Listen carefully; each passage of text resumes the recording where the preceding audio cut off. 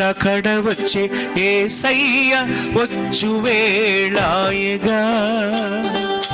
సిద్ధపడి మేలుకొనుము సంఘమ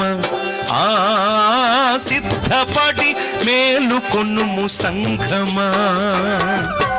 రకడ